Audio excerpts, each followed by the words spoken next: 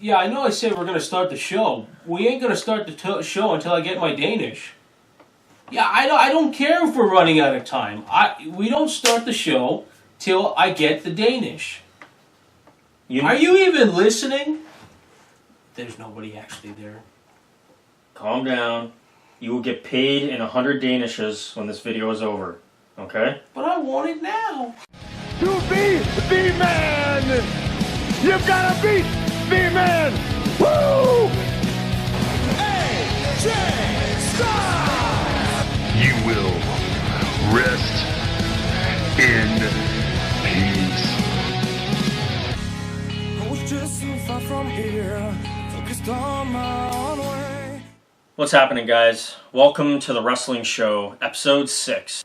On today's show, we're going to be talking about what's happened after Backlash, Jinder Mahal's new championship reign. We're going to talk about the Broken controversy, as well as getting into the current state of TNA. I'm joined by my guest, Nitin Patel. How you doing?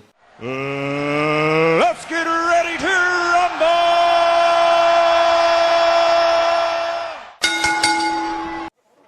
Alright, so, Jinder Mahal. He's the new WWE champion.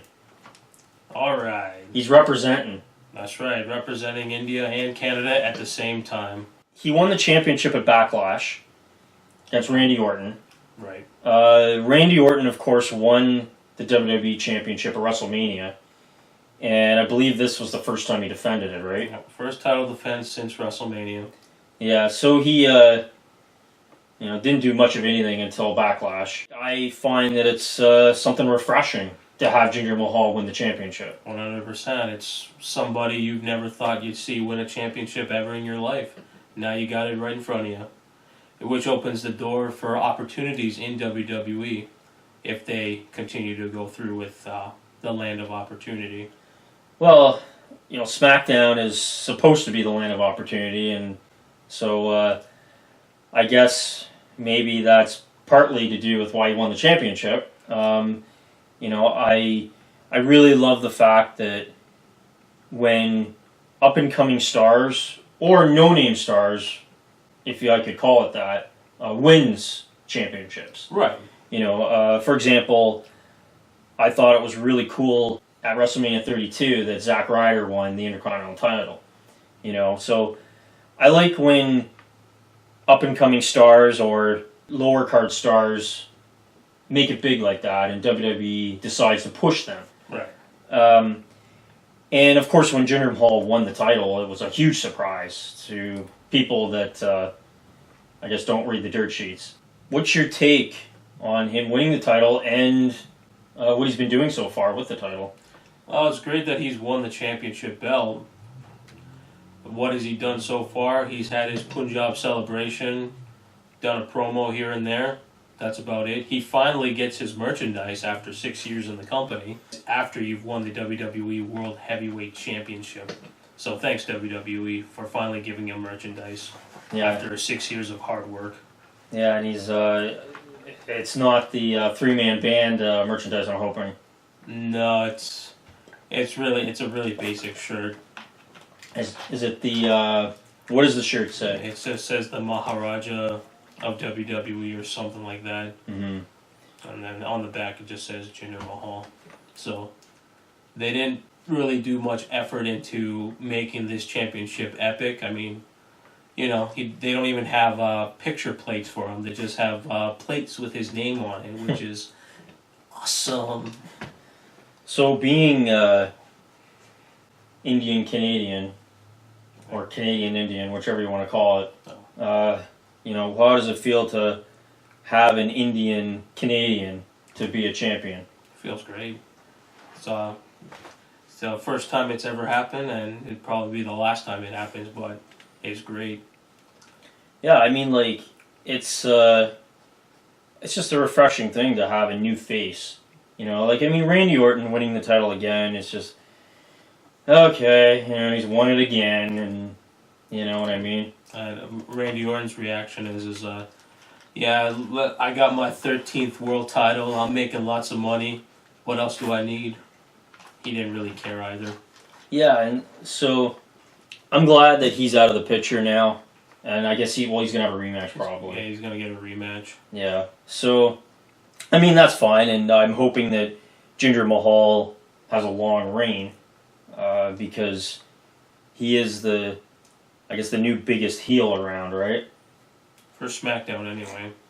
And Kevin Owens will always be the heel, but for World Championship material, Jinder Mahal is the heel right now. Yeah.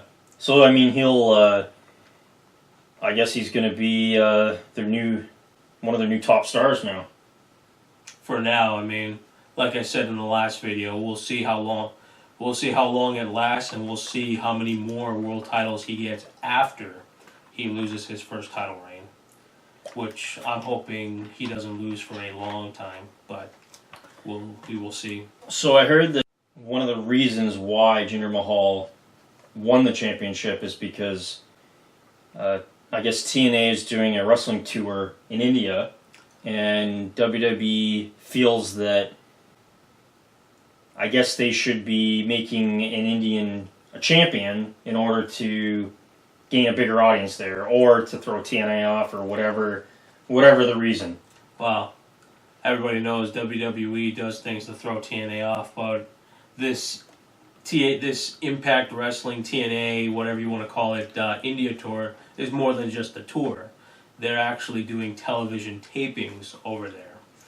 Right now, right now they're finished, but they're doing Impact tapings, and they're going to be available Thursday nights on Impact for the next, I guess, month or a month and a half.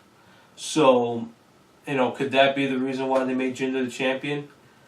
I don't think so. I think it's just an overreaction. But it's just all coincidence that, TNA plans this Indian tour, WWE decides let's make Jinder the champion, WWE wants to get the Indian fan base, but they don't really want to do much other than live events that don't do anything.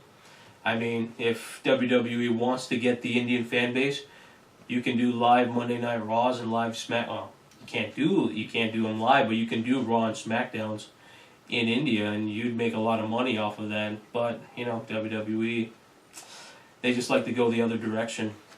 So Sony 6 may be right, Sony 6 may be wrong, but I don't see why WWE needs to fight TNA all the time. TNA is the one that needs to be fighting WWE.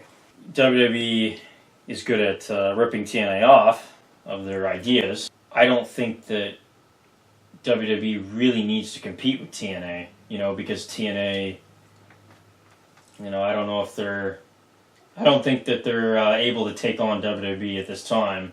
Oh, no, they can't, but, TNA has done a lot of innovations that WWE gets all the credit for now. I mean, we can go way back, but I'm not going to do that right now. I mean, you talk about the recent YouTube restrictions that WWE has put on wrestling companies. It's affected indie promotions, but they really want to go after TNA because TNA has dominated on YouTube. So that's why WWE is trying to put restrictions to go after TNA. It's made everybody else suffer, but really they're just trying to take out TNA. Right. So, no matter how far TNA goes, WWE's just got to do something to block them. Every single time. I mean, even with on-demand service, WWE's got their big network that provides on-demand anytime, anywhere, any place. TNA had the same thing long time before WWE even thought about it or anybody thought about it. Yeah, they were the first ones. They were the first wrestling company to give you 24/7 online on-demand content. Yeah. No other company was providing it. No other wrestling company could, except for WWE. But they sat on their high chairs like, nobody was gonna want this, and now everybody uses it because WWE uses it. Jinder being the champion, he's a new face, and hopefully he'll have some new competition matches, and he'll bring a new something new to SmackDown anyway. Well, you're going to be seeing different title main events for sure. I mean, it won't be Randy Orton all the time now. I mean, hopefully not. Jinder Mahal may get a chance to fight, Rusev, AJ Styles in a championship match. I mean, we may see Shinsuke Nakamura and Jinder Mahal. Anything is possible now. This is the kind of things that wrestling companies need to do. They can't just, give you the same indie guys fighting each other all the time. Now you have a chance to put Jinder Mahal in matches with other guys that are so popular. I won't be put in a box. Nobody telling me what I should rock. Nobody telling me what I should drop, because I do what I want and just know I don't stop. Backlash, we saw the pay-per-view debut of Shinsuke Nakamura. So what did you think about his Backlash debut? It was good. It was good? That's about it. He gets his first WWE official match on pay-per-view, which is great. I mean, this is a big-name indie talent getting his spotlight on pay-per-view. Did I like the fact that it was booked in the first match of the night? Not really, but where else you going to put him? So. Well, I mean, they have to have their opener, right? Like, oh, yeah. They have to get the fans' attention. Yeah, and that's what better way to get attention than to have Nakamura. His entrance alone is spectacular, so. But I think you were mentioning before that you were glad that Dolph Ziggler was in the match. Yeah. Yeah, because he, I think in our last video, you were mentioning how the non-NXT guys were sort of getting pushed aside. Exactly. I've been keeping real, I've been doing what I feel, I've been out here trying to kill every beat, I know I will. Still are, but not by much. I mean, Dolph Ziggler's getting his opportunity. I mean, now that Nakamura beat him at Backlash, I hope I didn't spoil it for you, but now that Nakamura has beaten Dolph Ziggler is in the Money in the Bank ladder match. At least they're keeping him on the show, but for how long? We'll see. I mean, we're still waiting for this, but we're still wondering when this budget season is coming. So, hopefully he's not part of it, but I doubt he will be. But we'll see what happens.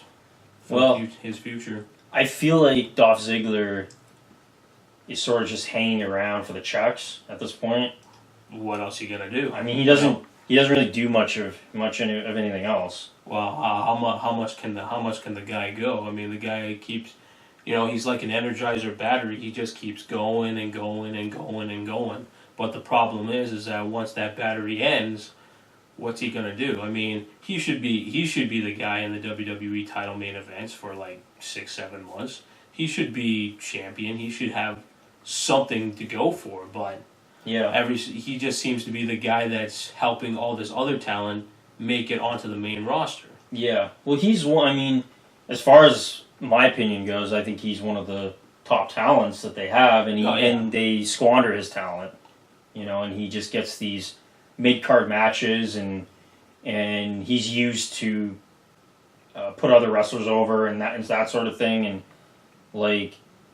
I don't know. I mean, I think he should be in the title picture, and I think he's just one of the talent that WWE is squandering right now. Exactly. But at least they're giving him the opportunity to stay on TV. I mean, over on the other side, on that red brand, what's it called again? Raw. At least over there, there's talent on Raw that's still waiting to get on TV since last year. Yeah. So it's a good thing that SmackDown's kept Ziggler. Look how I go, gonna be a dentist, I still got the flow. Never gonna lose cause I'm still doing both. Never gonna lose cause I've been... I noticed that they've really been pushing the tag team division in WWE right now. Of course, the Hardys are the tag team champions, and they've been taking on Sheamus and Cesaro quite a bit. I mean, they've had a lot of matches together, and I believe that they're going to be in a steel cage match at Extreme Rules. Yeah. Yeah. So yeah, I mean, I've actually been pretty impressed with how much they've been pushing the tag division on Raw. SmackDown is a whole different story, in my opinion, but we'll get to that in a second. But I've really been enjoying the feud between the Hardys and Sheamus and Cesaro. Yeah. They had one tournament on Raw where Enzo and Cass got eliminated quite early, and I was shocked that they did that. But because they're such a popular tag team. I'm not sure what WWE's thinking was at that time, but yeah, like I've enjoyed the push, the tag team push. Maybe it's just because the Hardys are the champions that they're even pushing pushing that division right now. That's probably the only thing. Yeah. So, I mean, SmackDown's tag team division. To me, I mean, I'm not a huge fan of tag team wrestling, but both brands have a fair stake in rivalries right now. I mean, obviously, because people love the Hardys so much, they've got the energy to make the tag division.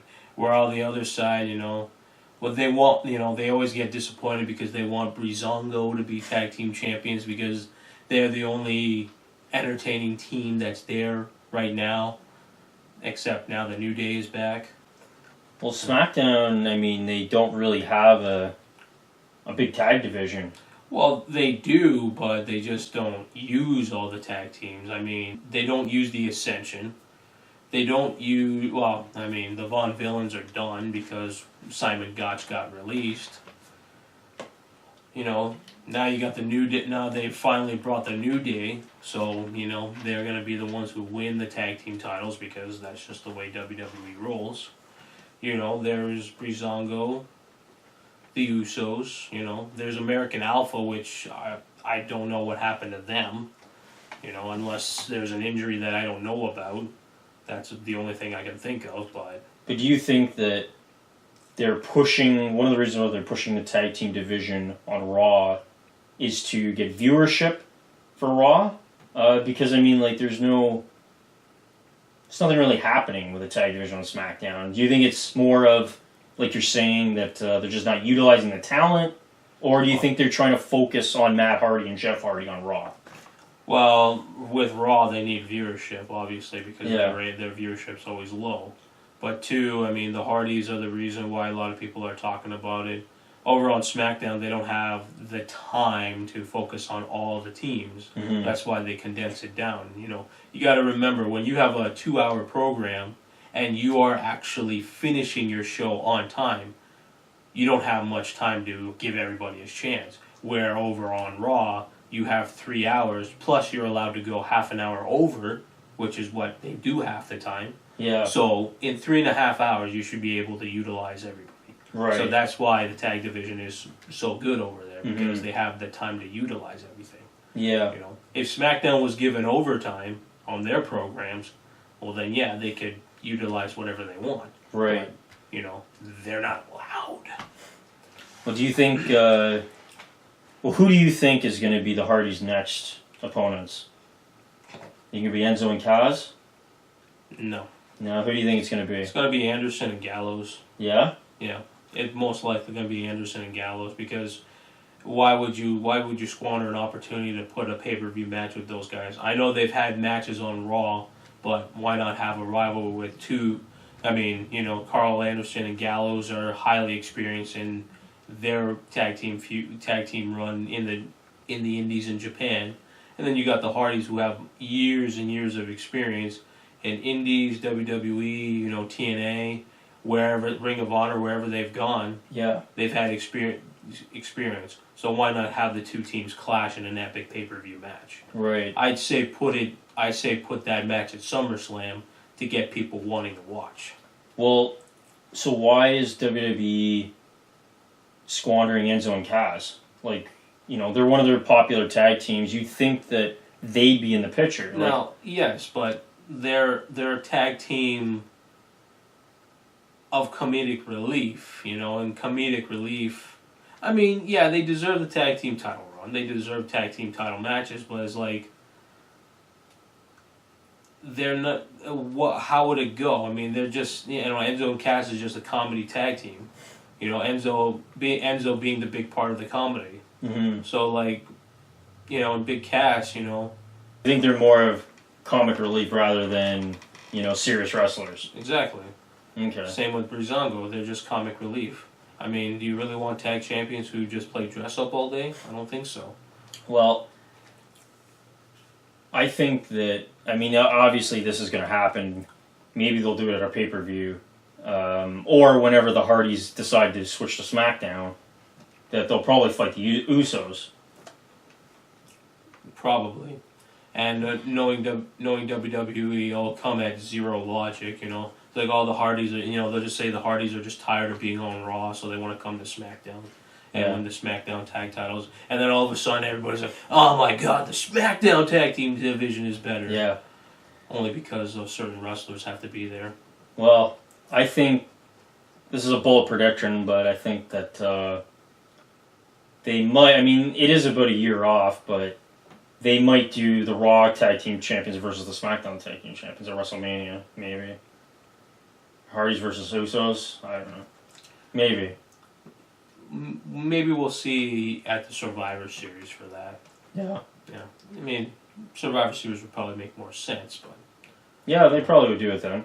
You know, if they plan to keep going with this SmackDown versus Raw at Survivor Series, you know, which they should. Mm-hmm. Yeah, that makes more sense, actually.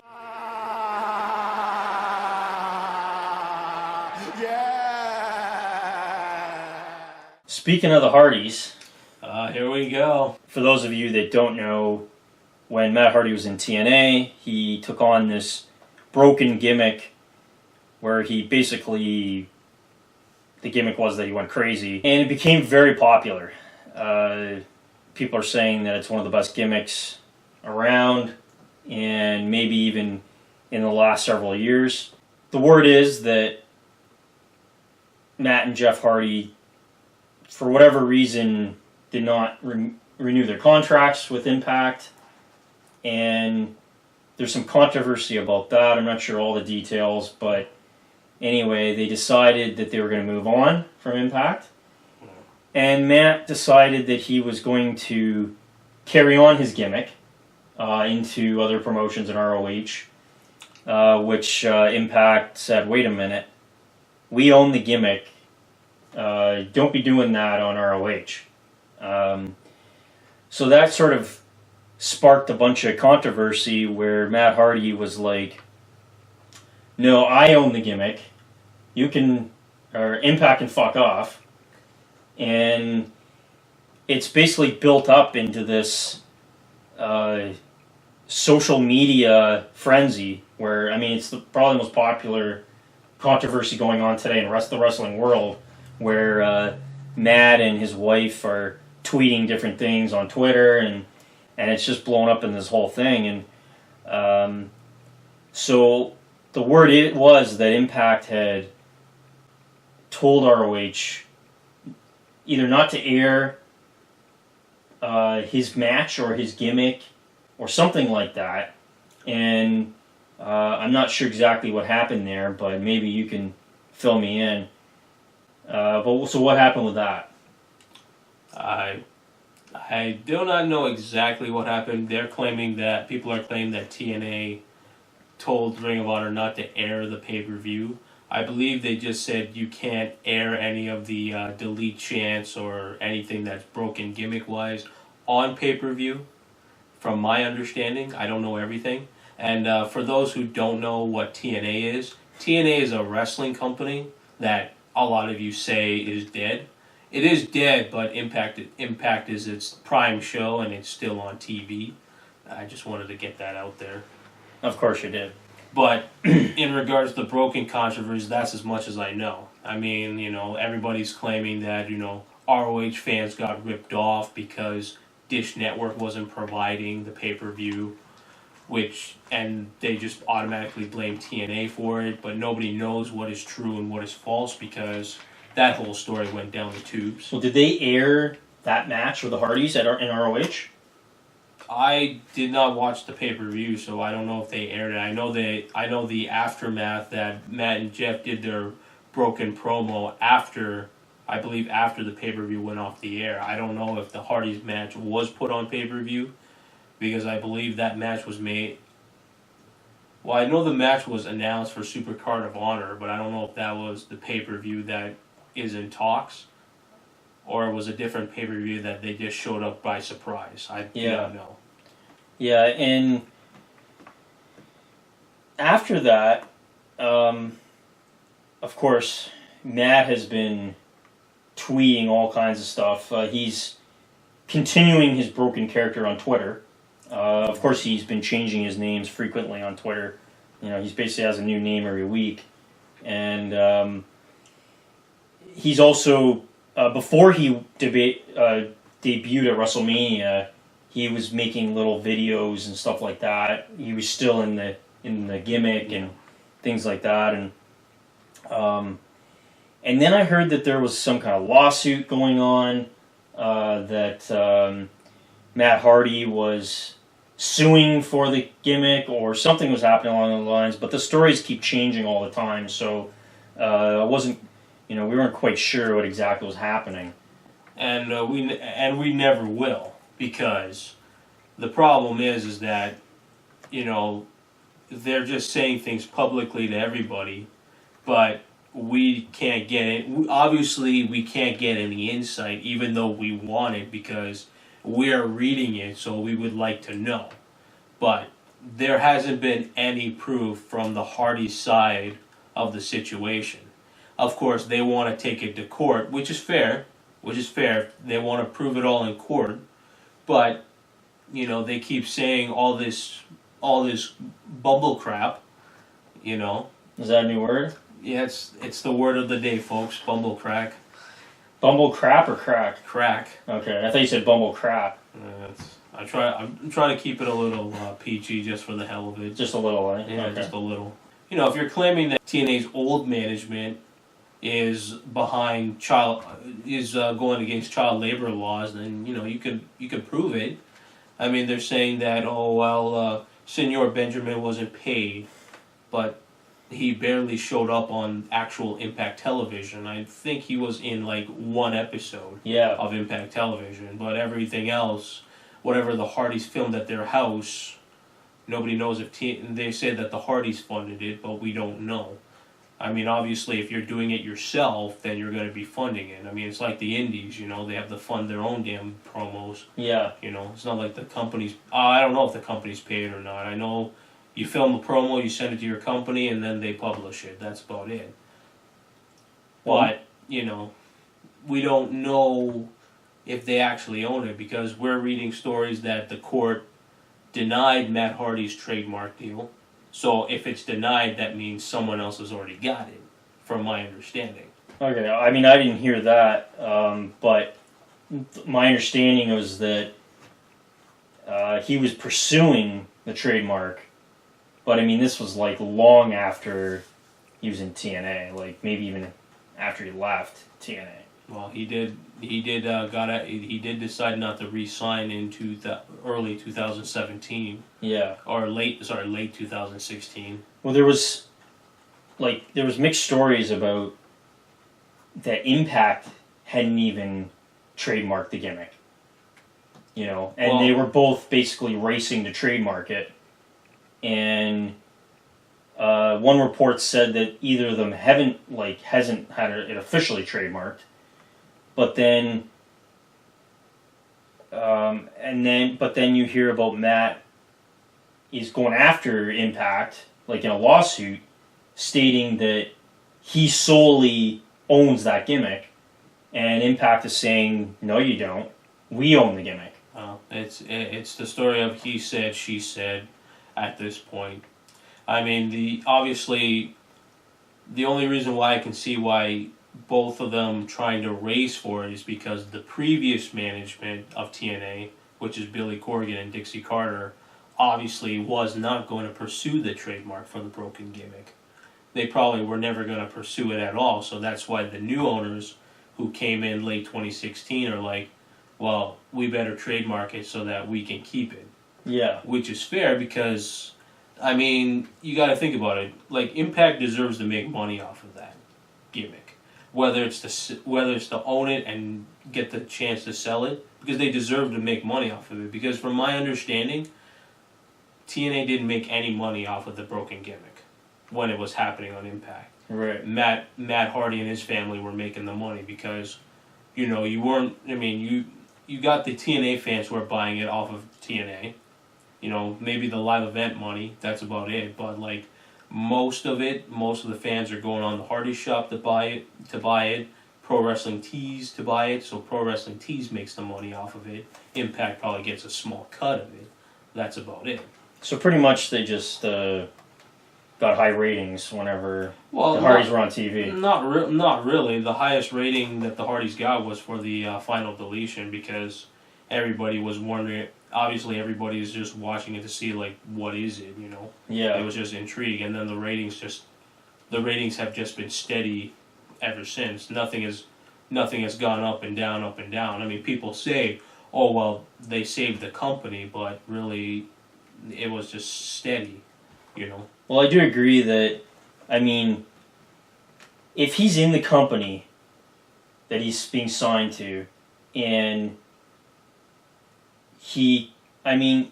I guess if he's in that company, then Impact, unless, like, I think this is a mistake that Matt Hardy made, and that was that Matt Hardy should have trademarked the gimmick in the first place. Oh, yeah. Instead of waiting all this time and then having, basically, it's too late, right? Exactly, and he should, and here's the thing, he should have known that. I mean, he did run his own indie company, so he should know this stuff. Yeah. You know.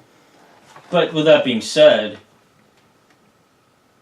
I believe that, I mean, obviously I don't know the entire truth, but I think that he came up with most of the gimmick. And, if he wants to own the gimmick, then I think he should. And now, I guess the debate is does he own the gimmick, or does Impact own the gimmick? Well, it's hard to say. I mean, to your point that he's the one that came up with most of the stuff. I mean, I don't think he came up with the broken idea, but Impact had a lot of input in it as well, because Impact recorded a lot of stuff as well. Yeah. Jeremy Borash was right there with them to help him out a lot with this gimmick. Borash was involved in it, so. Yeah. Impact has every right to own it as much as the Hardys do, because, they've worked together to make this gimmick happen. Mm-hmm. You don't walk into a wrestling company and make your own gimmick and do whatever you want. Yeah, it's not a free for all, or it's not inmates running the asylum. There's obviously people involved that makes everything go smoothly. Mm-hmm. If the Hardys just came up with everything, well then. That's great, but where's your proof? Did anybody have creative job? Did the Hardys have creative jobs in the company? No. So Impact has every right to own it as well. So I guess the bottom line is that Matt Hardy should have done something about this when he first came up with the gimmick and sorted all this out in the company. Exactly. He is leaving it way too late, but I would like to see the gimmick continue, and I would like to see him use the gimmick in WWE, and I think that whether he wins this lawsuit or he ends up buying the gimmick off Impact, I would like to see it again. But I think you disagree. 100%. It ain't... Take your best shot. Take your best shot. Take it. I'll drop you where you stand. You'll never drop it. You don't like the gimmick? I liked it in the beginning, but once you, in the beginning when it started, it was good. But now you go further in, and then you're going, the final deletion was really good. It was a straight up wrestling match in a backyard. They added they added the boat, they added the fire, they added fireworks, they added all of that, which was cool. Yeah. But the story is the match actually ended. Now you go further into this gimmick, you're going past that now. Now they're a tag team. They're the Broken Hardys now. And now the Broken Hardys are in a feud with the Decay. Now the Decay comes with the Hardys compound. And that right there, the Delete or Decay was basically a fight breaking out promo. Yeah. That was it. And it was the final part of the show. And it was the worst thing. It was the worst episode of Buffy the Vampire Slayer I've ever seen. Yeah. It wasn't even a match. Nothing happened. They just beat each other up, and then they stole the gardener, and they disappeared. Yeah. And the baby came back to his mommy. That's it. Yeah, I didn't see it, so I happened to see it. And then you go even further to near the end of the year,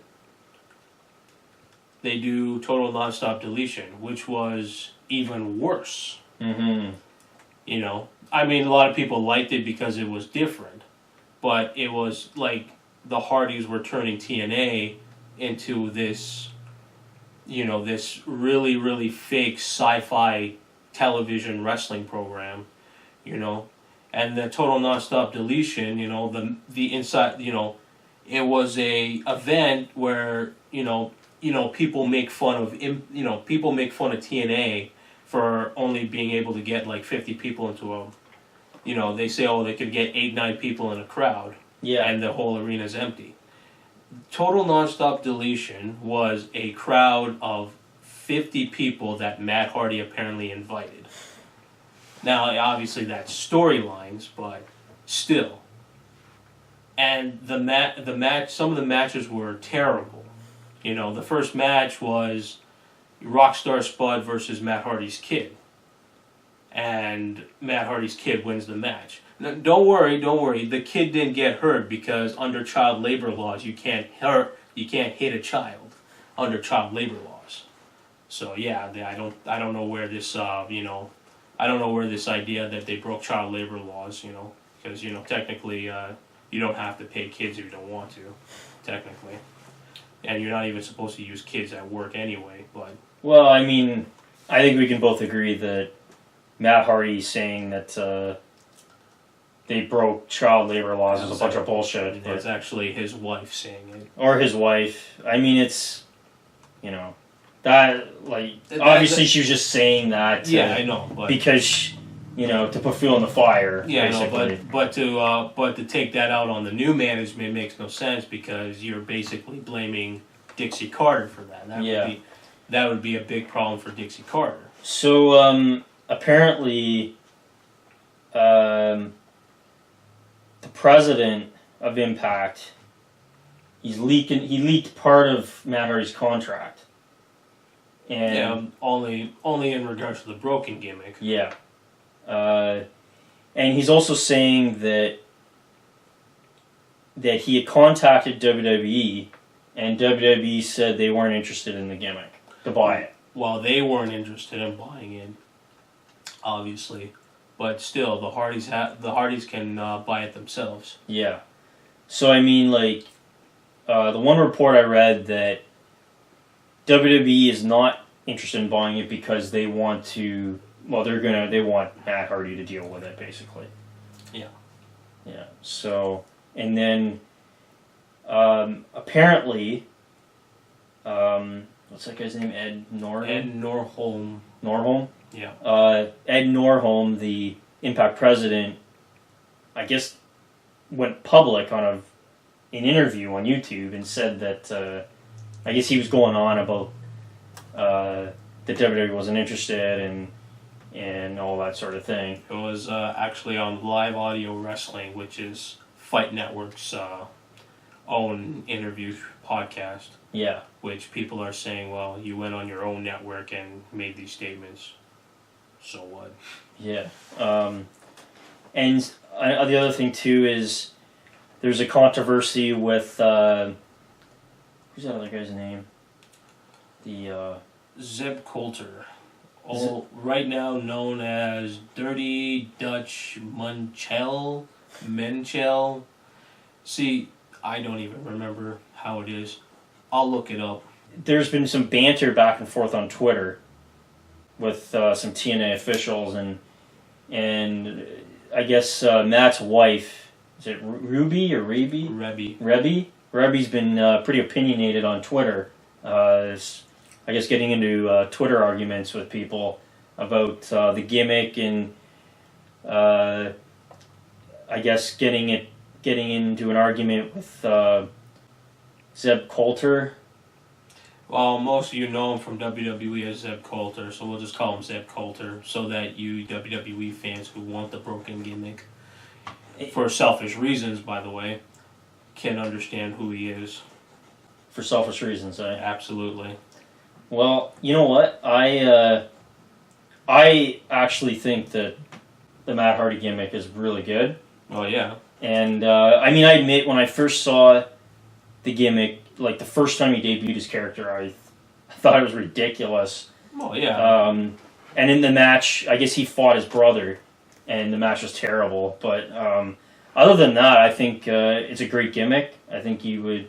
and like I was saying in the last episode, that there's not enough eccentric characters in WWE. Like, well, yeah. Bray Wyatt, and, you had... way back when, you had a lot of them. Oh, yeah, okay, that's a fair statement. WWE doesn't have eccentric characters. So then why should TNA give up one of their eccentric characters for the better of another company that doesn't even give a shit about them? Well, TNA will only give it up, but they want the money for it. No, they want money for it, which is fair. Yeah. But the problem is when TNA tries to rebroadcast some of the broken gimmick, guess who gets paid for it after? It screws TNA over. Yeah. So why should the question remains? Why should TNA have to give up? They're the ones making eccentric characters. They had Broken Hardy, they had Brother Nero, they have Rosemary, they have Abyss, they had Crazy Steve, but now he's leaving for another pursuit somewhere. So they have Laurel Van Ness, which is an eccentric character.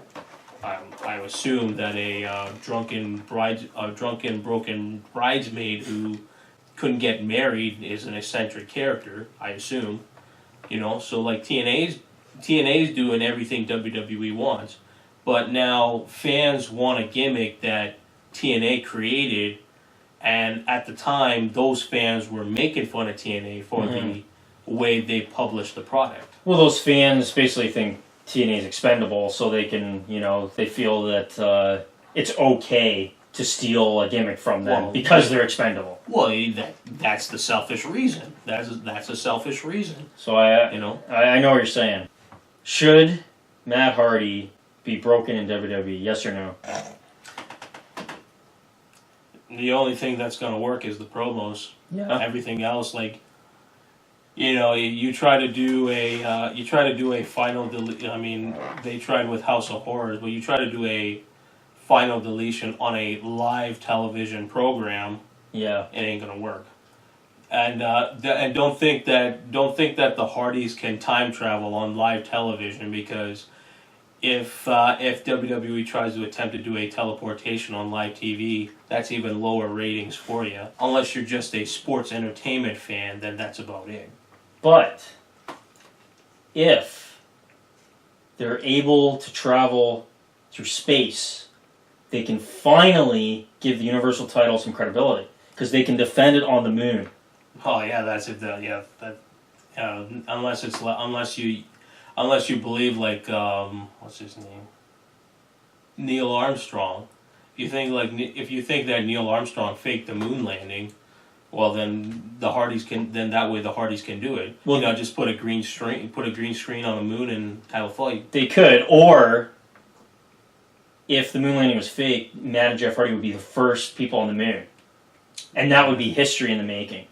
And it's a win-win, basically. So then that's more reason for TNA to keep the gimmick to themselves, because then WWE is going to make all the money, and TNA is left with nothing, and then fans are going to be like, TNA screwed everybody over. They screwed all the talent over. But they didn't really screw anybody over, The Hardys had a chance to stay in TNA and keep going with the broken gimmick to make TNA grow up, but they didn't like the fact that they were given a contract at the last minute because they thought they deserved more. Yeah.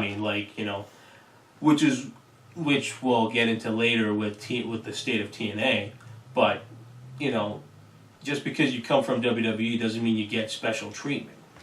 So number 2, whether you want him broken in WWE or not, will he be broken in WWE one day? Yeah, absolutely. I mean, technically they could make him broken right now and just change it to unhinged. That's it. Unhinged Matt Hardy? Yeah, unhinged Matt Hardy, and then that's it. They can use the gimmick.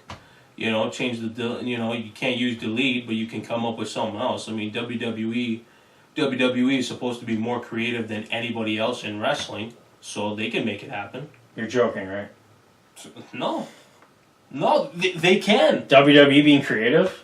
They can be. I mean, they can be creative if they were freaking open to giving the wrestlers an opportunity to give them an idea, you know.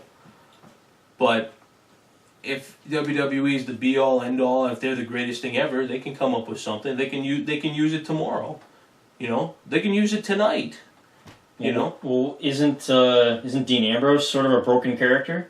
He's a lunatic fringe, like we said in the last episode. He's a lunatic fringe. So you're going to have the unhinged Matt Hardy and lunatic fringe. Unhinged and fringed. There you go. You know, it all works out. You know. There you go. It all works out. I mean, if you really don't want to wait, but of course, you know, if they do unhinged Matt Hardy, they're not going to do it because even, you know, Matt Hardy would be like, oh, that's stupid. I just want broken because, you know, he's a one-trick pony. Not really, but when it comes to gimmicks, you can only go one thing at a time, obviously. If you wanted to use it now even with the lawsuit going, you can do it. I mean, they can't really stop you. But the problem is, if Matt Hardy comes up with this idea and WWE trademarks it and he leaves WWE, then he's going to want the unhinged character as well. Yeah. But he won't pursue against WWE because, you know, it's his home. Mm-hmm. So. Well, I think that first, I think that Matt Hardy. I would like to see the broken gimmick in WWE, and I do think that he will be broken eventually, whether he wins the lawsuit or he buys the gimmick off Impact. I think he's going to be broken either way. Eventually he'll be broken.